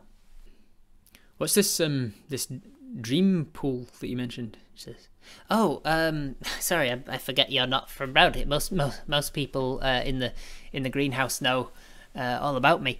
I was I learned my connection to nature, my sort of way with the beasts and such. I learnt it from a druid circle in the Feywild, and they sort of taught me how to tap into. It's sort of a pool of. I can never describe it. It's more of a feeling. I can tap into sort of a pool of. Do you know how when you're dreaming and you feel like you could do anything? Have you ever had a dream where you realise you're dreaming and before you wake up, you can kind of do anything? What do you guys think? Has Apis ever had a lucid dream? How many of you guys have ever had a lucid dream? Let's do it that way. I'm gonna make a poll. I'm gonna make a poll, and I'm gonna see how many of Apis's synapses have ever had a lucid dream. Have you ever had a lucid dream? Which is the name for the type of dream that you can control when you realise it's a dreamer. Robert has never had a lucid dream. Because anytime that I realise I'm dreaming, I wake up instantly. 82% of Apis's synapses have had a lucid dream before. So therefore, I'm going to say that Apis is also a lucid dreamer. And Apis has had a lucid dream. So as she says, so you know there's that feeling when you sort of realise you're dreaming and you can control it. And Apis says, I do know that feeling. They call it lucid dreaming. She says, yeah, that's right. I didn't expect you to know the term, so I was trying to avoid. You're quite smart, aren't you? So, well, I've read a lot. Yeah, me too. Well, it's kind of like that. It feels like that. If you like, and I call it a pool because if I tap into it too much, I kind of drain it out. But every so often, I can feel like I can just change damage and such. Like if somebody gets hurt, I can usually change the damage of it, and so it acts to sort of like heal them up and fix bones and things sometimes. So I call it my dream pool. And the druids called it something else, but I can never remember it because it was so long ago that I was there. Can we use primeval awareness to zero in on just the hybrids if we are holding one, etc.? If you are holding a hybrid, and then you cast primeval awareness with a radius of only like a foot, and specifically looking for dragons, and it pings, then you know that these half dragons count as dragons. But if you're holding one and you cast it and it doesn't ping, then you know that they don't count as half dragons. They don't count as dragons, sorry. Which means that then you can do it with a much higher radius looking specifically for dragons. And if it pings then you know it's not got any false positives. So you could do it that way. That's a pretty smart way of doing it. But if you do get a genuine positive ping from the half dragons, then unfortunately you're just going to get a whole bunch of white noise by pinging with a huge radius. She said she went to the Feywild and remembers it. She said she went to the Feywild and remembers much of it, but she says it was a long time ago. If we want to ask her about the Feywild, we can do. But it's a matter of, like, do we want to stay here and talk with her for a bit, or do we want to get moving? If she knows about planes in the Feywild, does she know about Horizon Walkers? Have you heard of Horizon Walkers before? No. Would we or Briar know if we can temporarily stop the poison breathing of half dragons and dragons? Do you know any way of like stopping the poison breath of a dragon or like nullifying it or anything? She says, I'm afraid I don't know enough about. I try and stay away from them. There are antidotes. We can brew antidote. There's all sorts of, and she gestures to the greenhouse. There's all sorts of plants that you can brew into an antidote poison that gives you like resistance or it gives you hardiness to sort of like if you know the type of poison that you're gonna get, it's a good way to sort of prepare for that. So we could do that. You don't happen to know any Archfey, do you? So, not personally. My time in the Feywild's very fuzzy.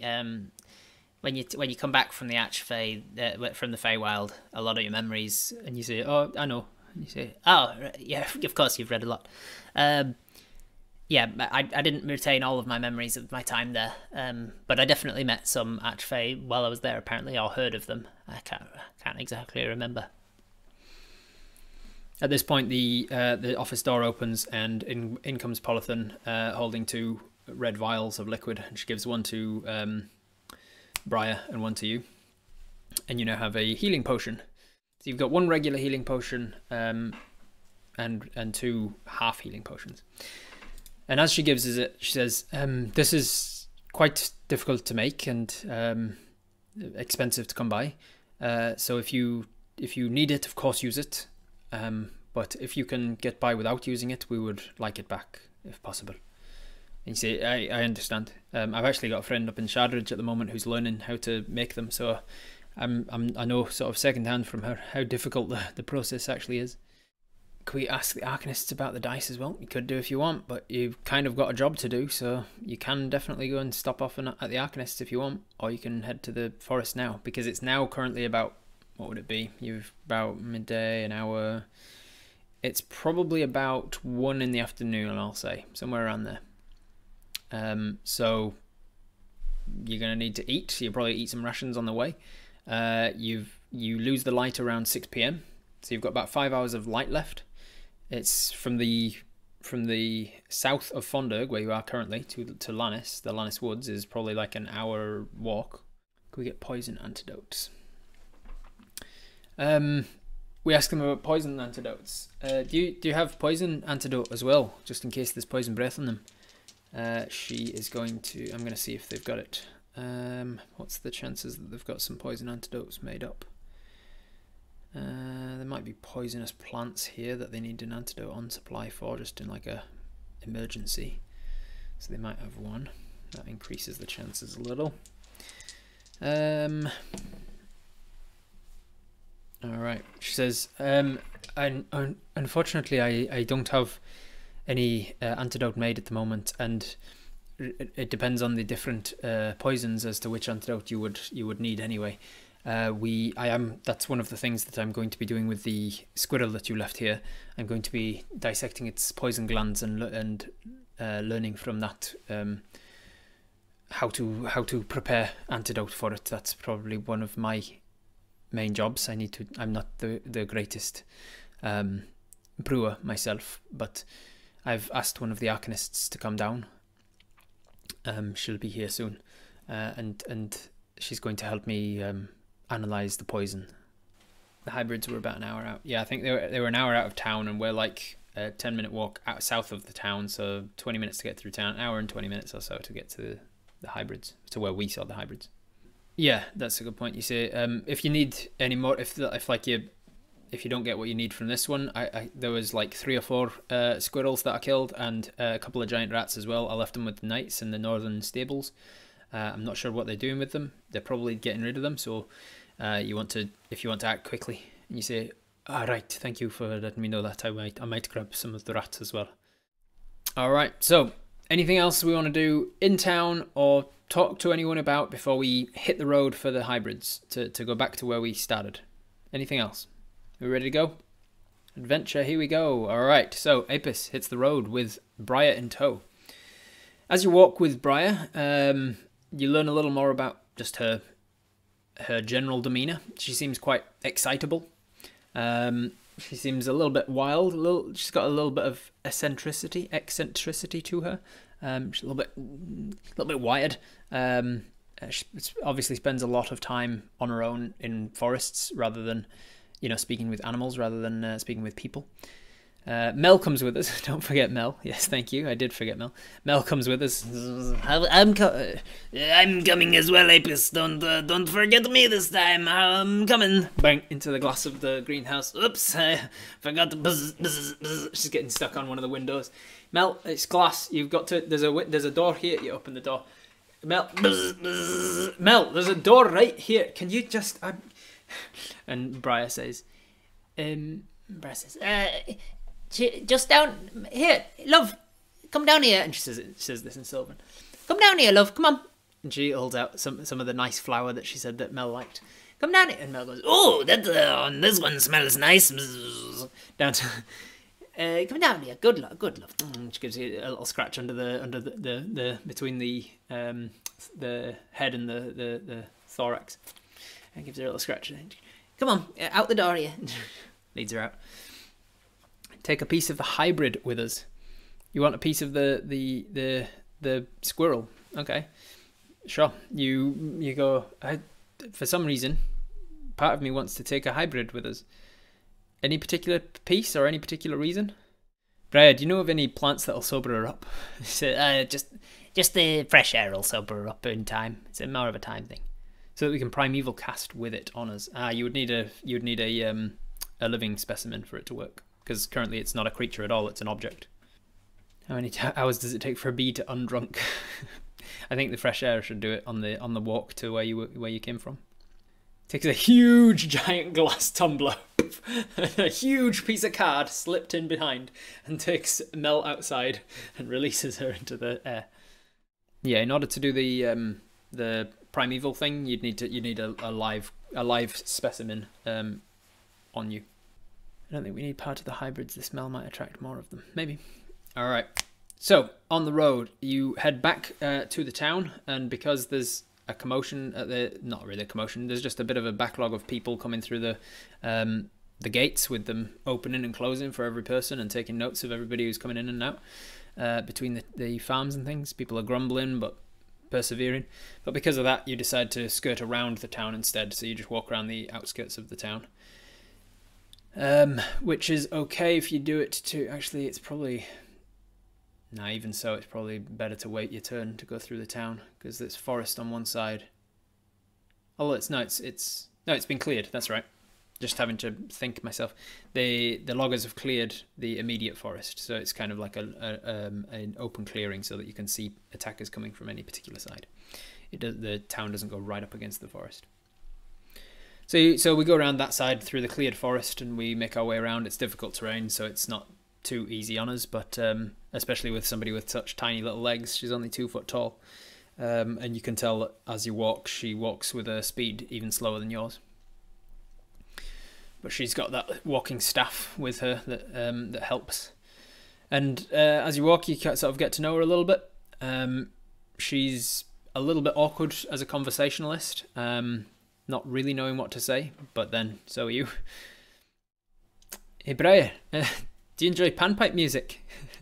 She says, oh yes, I do. The people of the Feywild love panpipes. There's a lot of different creatures. Have you heard of a satyr?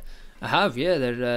They're similar to a faun, but with different. Yeah, the satyrs love panpipes. You got to be careful when a satyr plays panpipes, though, because sometimes they're casting spells on you. Is that right? I've actually got some panpipes here. Oh, could you play for me? What do you guys think? Would Apis want to play? Oh god, she's gonna hate us. The dice have been good today so far. I'll use the same dice that's been rolling well. I don't think it's rolled less than a 9 today. For you anyway. It's rolled a 3 and a 4 for other people. Not behind the screen, as it were. Alright, most people saying yes, let's roll a panpipes check. So panpipes is a charisma check, because it's performance based. So it's a +1, and then because you are proficient in it over in the tools box, you get to add another 2 to it. So it's this +3. Oh, is that cocked? It's 10. It's a 10, and it's not. It is cocked, but not to the point where it wouldn't have landed on a 10. It would have landed on a 10. 10, not too bad. 13. 13 total. Above average. We do a little panpipe trill. Do a little warm up. Get the lips wet and moving. Do a little music as we walk. She's nice and just as awkward as we are. That's slightly reassuring to our stage fright. That's what it is. That must be it. We know that she's a little awkward, and she doesn't spend a lot of time around people. So maybe she won't like judge us and run off and tell people about us. And so we don't feel as stage frighty about playing in front of her, it seems. All right, so after an hour and a half of walking or so, it's maybe 3-ish p.m. When we arrive back at the area of the forest where we were attacked by the rats and the squirrels. It's time to start investigating. What do you guys want to do to try and investigate?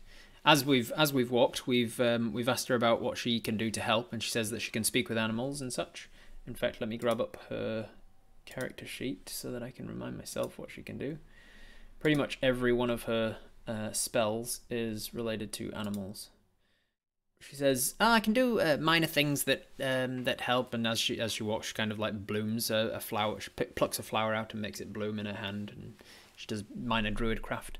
She says, "I can mend things back together as well if they get frayed." That's obviously not going to help in this situation. I can convince animals that they mean us no harm. We mean them no harm. I can sort of share share some senses with an animal so that the two of us can understand what each other can see and feel at the same time. I can speak with animals, of course. I've got a bit of a... And you're like, of course? That's not an of course. You can speak with animals. You say, yeah, not just like Mel, not like in Sylvan. You can... No, I've got a way with animals in Sylvan, but if I need to actually get across my point a little clearer, I can tap into something that the druids taught me that actually allows me to make a connection on a language sense, and they tend to be able to understand me at that point. Animals tend to be able to send messages on my behalf as well. If I need to, I can locate a particular animal. If I'm looking for one particular animal or plant, even I can search for a particular animal or plant. And if I get into trouble, I can summon a beast to help us.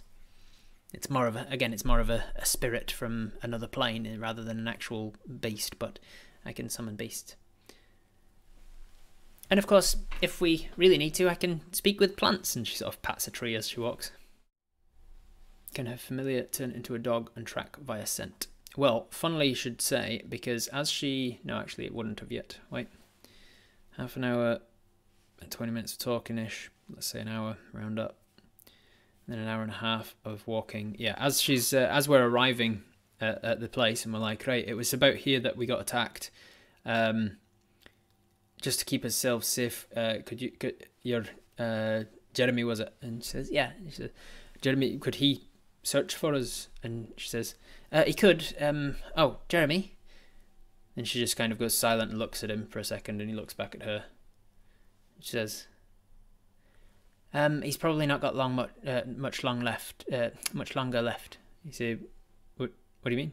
She says, oh, he doesn't stick around forever. From the point that I bring him in, he only stays for a couple of hours. It's getting longer. I'm getting used to getting him to stick around for a little bit longer, but I can't quite make it last to about 3 hours at this point. And when he goes, can you bring him back? Yeah. If it's like it takes something from me. I'm a little tired after I've done it. I can usually bring him back straight away, but after I've brought him back twice, I kind of need a bit of a breather before I kind of feel like I can do it again. For anyone who, if the cat's still not out of the bag, for anyone who's listening, Briar Blackthorn is a character that Sparrow created for the campaign using the points redemption. While you're watching me on Twitch here, you are earning points passively, and then you can spend them on various different things, one of which is called, what's that called again? Where you get to name a character or a place or a town or something in the world, and I'll put it into the world at some point. So what do you guys want to do? She can start, you could ask her. She's an NPC, but she's kind of your companion for the sake of this particular investigation mission, so you can decide you can take charge and tell her what to do. You can, she can talk to plants, she's told you. She can talk to animals. She can locate animals and plants, if you need to speak to a particular animal.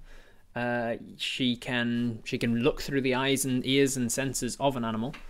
And then, of course, you know everything that you can do. You can track, you can do your primeval awareness, all of that sort of thing. Where would you guys like to start to investigate this forest, knowing that it is a particularly dangerous place, and especially if there are more of these creatures around, it is a dangerous place to be. So, keeping that in mind, how would you like to go about investigating? Can we make a perception check to see if any animals are nearby and see if we can see if they've seen anything or know anything? So ask some animals, you're saying. Locate animal would not find a dragon because they're not a beast. This specifically locates beasts or plants, things with the beast tag, things with the animal tag. And you don't yet know whether these half creatures count as beasts or as dragons. Talk to a bird, ask them if they've seen any half dragons. Ask it to talk to plants and see if they've seen any half dragons. Locate the half dragon. Generally perception check before using any spell slots. Yeah, that's smart. So first of all, let's just do a perception check. Let's have a look around the area. As we walk up the path to the area where we've been attacked, let's have a look around, see if we're being followed by any of these half dragons. I didn't roll in the box, so you'll have to take my word for it because I forgot that. It was a 6. A 6 plus our perception is a 4, which is 10. With a 10, we look around, we see there are a few birds like up in the trees. We'd have to climb a tree or something to get to them. If you want to speak with animals, you could cast the spell and speak with animals from here. Hey, bird! But if you wanted to do like any of the spells that require touching the animal, like beast sense and things, beast bond I think is a touch one as well. Then you'd obviously need to get it down here first. So you could say you point out there are some birds around the area that don't look like half dragon birds. Say we could talk to them. He says, yeah, okay. So we just get her to talk with the birdies. All right, she does that. She casts off one of her spell slots for the day. Speak with animals is a ritual, so no spell can. I'm gonna have to look up spell casting for that case. Spells. It is a ritual spell. Can druids cast ritual spells that are prepared? I'm pretty sure they can, can't they? Let me just double check that because I don't play druids all that often. I'm almost certain they can. Druids, spellcasting, ritual. You can cast a druid spell as a ritual if the spell has the ritual tag and you have it prepared. She does have it prepared, and it does have the ritual tag, so she can cast it as a ritual. However, rituals take 10 minutes longer to cast. So, do you want her to save her spell slot and take 10 minutes to stand here and cast this Speak with Animals spell? Or do you want to just tell her, let's just get underway? Is Jeremy still about? At this point, it's like right on the verge. So at this point he is, but he's not around much longer, it seems. All right, thumbs up if you want her to take 10 minutes to ritual cast this thing. Keep in mind that Robert lets the world carry on while you're doing other things. Okay, cool. So we say, she says, I can actually speak to animals for quite a long time, and if I just sort of force myself, I can sort of tap into them immediately, but it feels a little bit more draining on me when I do it that way. If I take my time to sort of get into it, it usually takes about 10 minutes or so to turn it on. If I do it that way, then it doesn't really feel as draining on me. You say, whatever you need to do to keep yourself fighting fit, just in case something goes south, we want ourselves not feeling exhausted. Right, yeah, I'll just take my time then. You can start investigating, And she sits and starts, she gets out a few pouches she's almost wearing like a bandolier. Is that what it's called? Like one of those ammo pouches. She's wearing almost one of those, but there's just got a bunch of like herb pouches and things hanging off of it. And she starts to like open them and takes out pinches of stuff and sprinkles and up into the air. She gets out like some flint and steel and lights a little incense stick that she then uses to burn some other herbs, and she sprinkles them onto it and starts to wave it around, and she's making a little ritual space for herself. So while she starts that, we are going to tell Mel to get a bird's eye view. All right, Mel. We speak to her in Sylvan, and would you mind circling above, make sure you're out of harm's way, but just see bird's eye view from above. If you're above the tree line, then just look out for anything moving, dragons and things, of course. If there's anything else that catches your eye, just make sure you come back and report that before going to investigate to any sort of dangerous area. She goes, right you are, and seems like she's back to normal now. She's gotten sober again in the walk/fly since the since the greenhouse. And then we're gonna do what? We're gonna start looking for tracks, looking for just an investigation of the area. I'm gonna make it so if we're looking for animal tracks and such, this feels like more of a survival than an investigation. Is it survival? Yeah, it's survival, and it's forest bonus. Okay, so forest bonus adds, so this is a +4 plus forest bonus to a 6. So we've got a +6 to this roll. Here we go. Whoa, whoa, bouncy bounce. Let me get that back into the dice tray. Bounce. 12 plus 6, 18.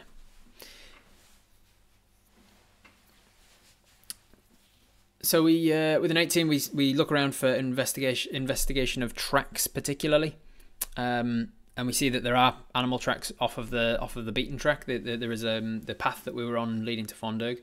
We go a little bit off into the forest, and we start investigating around, and there are animal tracks about. We sort of like work out how old they are and such.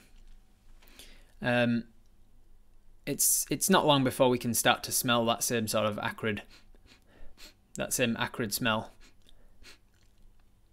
and then as we smell this, we sort of look around, and we can kind of see that off the path is a little bit of this green lingering smoke. It's quite faint, but if we go towards it, we'll be leaving Briar alone on the path behind us. Do you want to continue investigating? We're only about 6 minutes into her 10-minute ritual at this point. Wait for Briar, don't leave her. Not now, wait for her. If you wait another 4 minutes, the way that this fog is kind of dispersing, there's a chance that it might not be there anymore by the time she has finished. You see if Mel hasn't returned. She's just flying above you apparently, as far as you know. Wait for backup. Most people saying wait for backup. All right. So Apis thinks if I don't follow that now, the green fog is dispersing. I might leave it, but I can't. I'm not gonna walk out into the forest alone and leave Briar on her own.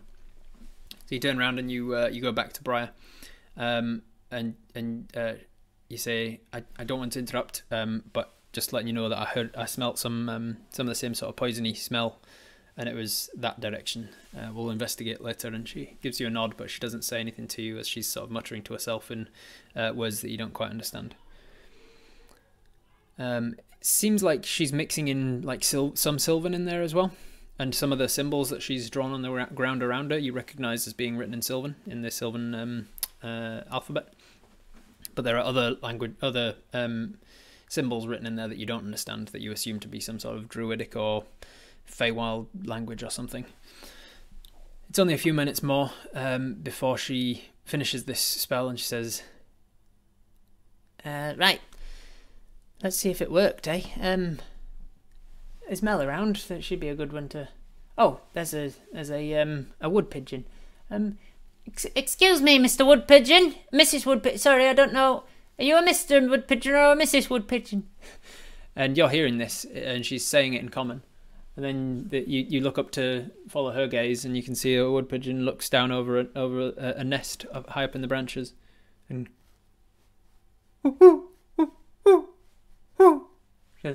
right, you are. Sorry, Mr. Wood Pigeon. I was wondering if you could, if you'd seen any creatures in the area that are sort of odd and dangerous and right. Did they have sort of greenish scales? Right. But do you know which way they come from? Okay. Oh, right. But any direction more than the others? Right. Okay. How many of them have you seen lately? Oh, yeah, that's always a problem with them. They never really know how numbers work. Have you seen as many of the creatures as there are trees? No, fewer than... Okay, have you seen more? And for the next, like, minute... For the next minute, she just like tries to narrow down 20 questions style, roughly a rough number of how many. Have you seen more than there are rivers in the area? Have you seen more than the number of berries on this twig? And eventually, she says, right, it seems like there's not that many more in this area than you saw, but they're not all the same size as yours. She has this sort of one-sided conversation that you hear.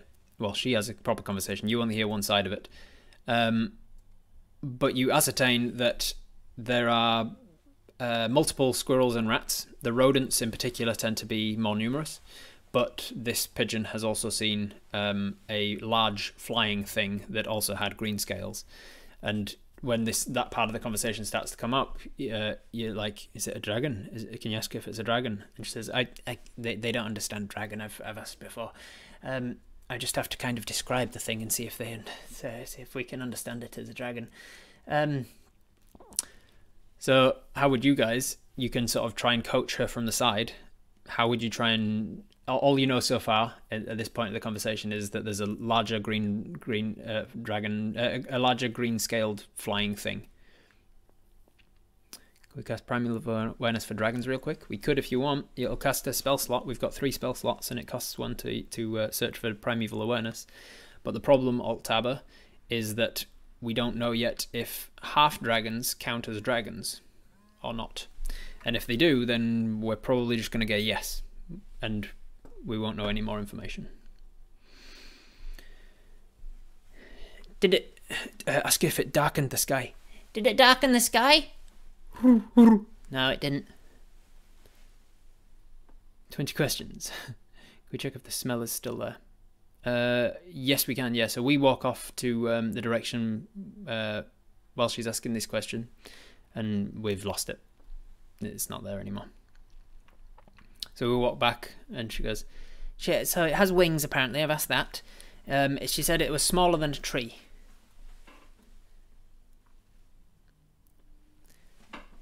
Ask if it looked like a lizard, but with wings. That's a good one, yeah. Did it look at all like a lizard with wings?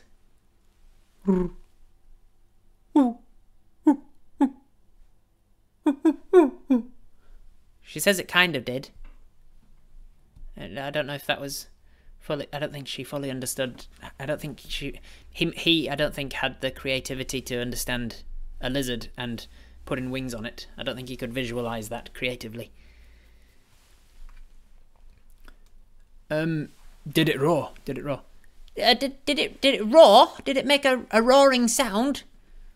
She says that it didn't make a sound. Not when she saw it. He saw it. Does it look similar to any other birds that you're used to seeing, or is it completely new? That's a good one. Did it look like any other birds that you're used to seeing? No, it's very different. Didn't look like a bird, more different in the body. Did it look like any animal at all that they recognise?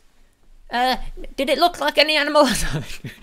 we're doing like the scene from Monty Python, from Hot Fuzz, where you've taken an interpreter for your interpreter. I'm gonna roll a. What's the chances of this creature being able to describe properly? Let's have a look.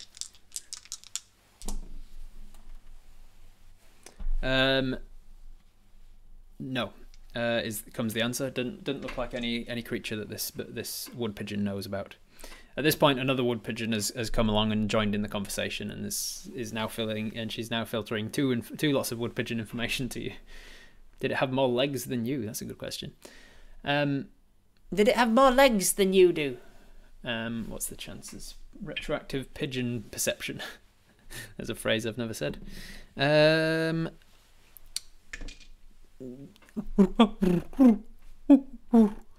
Didn't get a good enough look at it. Is it a bird? Is it a plane being? Nice, Ozymandias. I like that. I'm going to give you inspiration for that. Is it a bird? Is it a plane being? No, it's a dragon.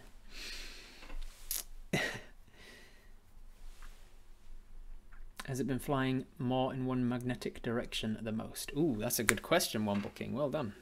That probably would have got you inspiration as well. So pigeons use magnetic directions. Does it know which direction it's been flying more? Has it been flying in a direction more than anything other? And then the second one that joined the conversation takes up and circles and then starts flying in a direction. And she says, yeah, that one says that he's going to show us the direction it's going. And it goes off in a direction. And then Malcolm's like buzzing in from a different direction and comes down. I haven't seen anything, Apis. Nothing big and flying above the tree line.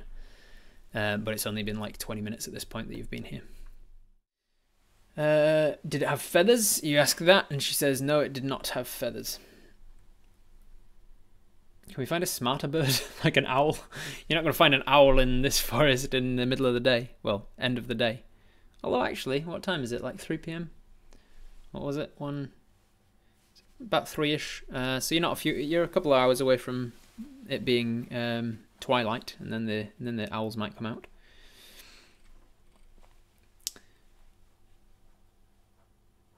So as Mel comes down, you say, Mel, follow that bird. And she says, okay. And she takes off and across. And then it's not too long before that wood pigeon comes back round and Mel comes following it. And the wood pigeon lands back down next to its wood pigeon friend, and then it freaks out.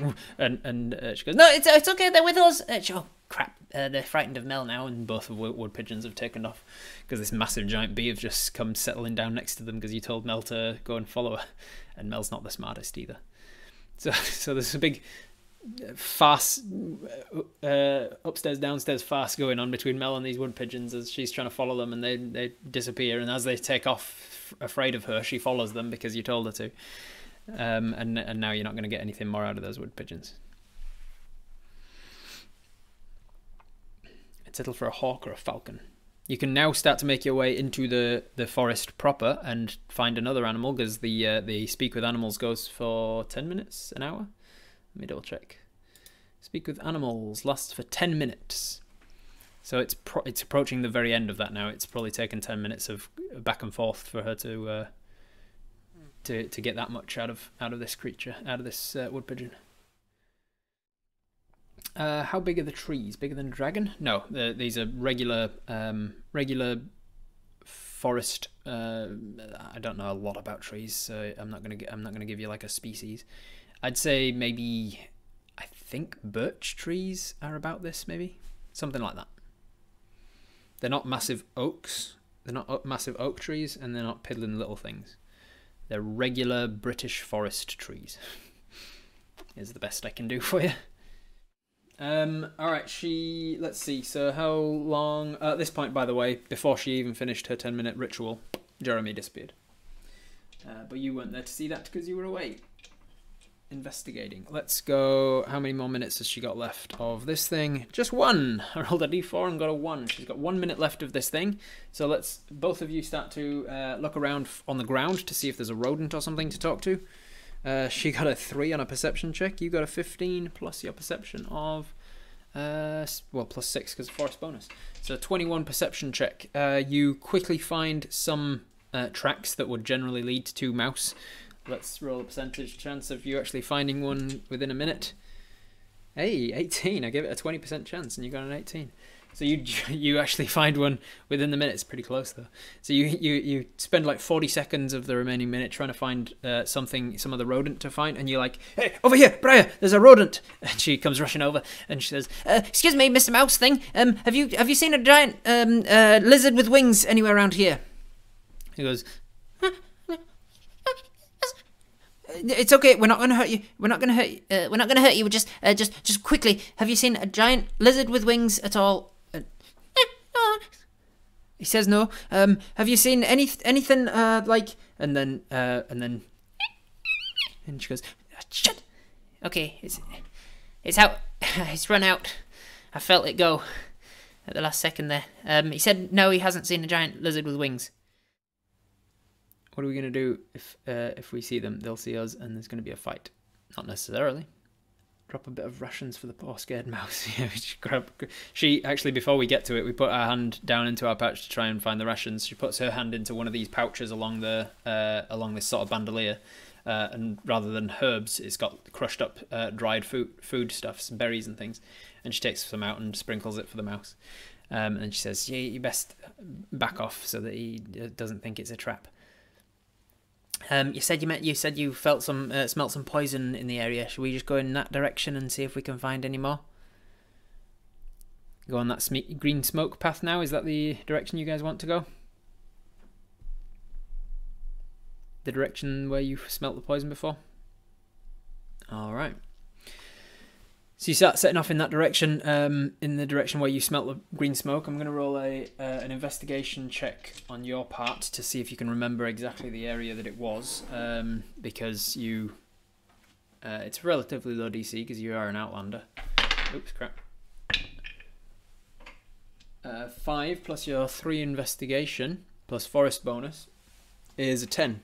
10 was the DC. Well, actually 8 was the DC, but you make it. You're pretty sure it was around here. The smoke's disappeared now, but I definitely smelt something. Something had been through relatively recently and breathed this poison. So just be on the lookout for stuff doing the same thing. Is she looking as two? Can we get the advantage? No, you wouldn't be able to get advantage on, because she was doing a ritual while you were looking for where to go. So she couldn't help you with where you saw the poison. But it was good enough anyway that you managed to find it. And so you walk out into that area and you see that there is a dead creature. It looks about the size of Jeremy, about the size of a weasel. And it's too messed up for you to fully make out what it was. It could possibly be something a little like, it could be a weasel that's kind of just like unzipped and spread out, or it could be like a house cat or something sized. It's really difficult to tell, just that it was a four-legged mammal of some sort, but it has largely been eaten away, and from the fresh flecks of blood around it, it seems like it was recent, very recent. That was probably the thing that was caught in the poison breath of whatever was hunting here, and it's pretty messed up. Can we look at the skull, or is it smashed in? The head of the creature's not there. It seems like whatever was eating it has poisoned it, eaten most of it, leaving just the legs. The legs and the spine, and the rib cage is kind of broken open, but it's got all the guts and run off with the head. Can we look for tracks then? Good idea. Let's look for tracks. Tracking is a survival check with forest bonus, so that is a +6. 11 plus 6 is a 17. And if we're tracking for dragons, I think we have advantage on it. I'm not 100% sure, but I'm pretty sure that's how it works as a ranger, which is fine because that was a 3. So 17. With the 17, we do see some tracks, and they are the size of sort of a chihuahua. We assume it was probably something of the giant rat size that we saw before. So it was probably a giant rat, half-dragon giant rat that was about a few hundred yards from us on the path. So it's probably a good thing that we didn't go and investigate it. On our own, at least.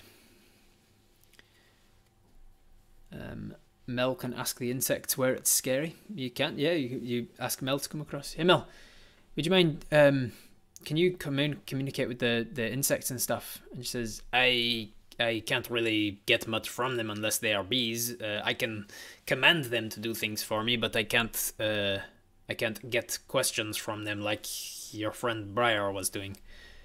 So no, unfortunately, like on a mechanical basis, Mel can communicate with other bees. She can get like information from bees, but insects in general, she can command them to like make a swarm, and she can attack with the swarm and stuff, but she can't like get information from them. Advantaged on survival checks to track the favoured enemy. Thank you very much for checking for me. Alright, so yes, we do see the tracks of this rat running deeper into the Lannis Woods. You want to track that creature? Alright, so yes, yes or thumbs up if you want to track the giant rat. Does that mean it's confirmed that the rat was in fact considered dragon? No, but it had draconic-like... it had draconic feet, claws and things, so you know the claws to look for in dragon tracks and stuff. So I allowed for the advantage. Time of day, it's probably about 3:30 in the afternoon, and you've probably got about 2 hours left of light before it gets to like twilight. All right, everybody's saying yes. Is it the same general direction as the wood pigeon flew? Yes, it is. It's about the same general direction. Alright, so we are going to try and be stealthy. She's going to also roll a stealth check. I'll roll hers behind the camera, and I'll roll yours on camera.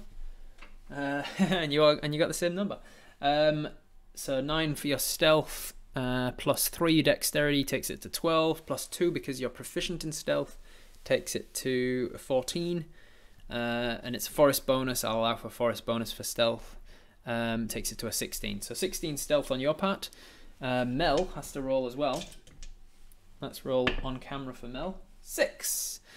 Mel does not have proficiency in stealth, but she does have a plus 4 dexterity, so she's got decent enough stealth. She's got a 10 stealth.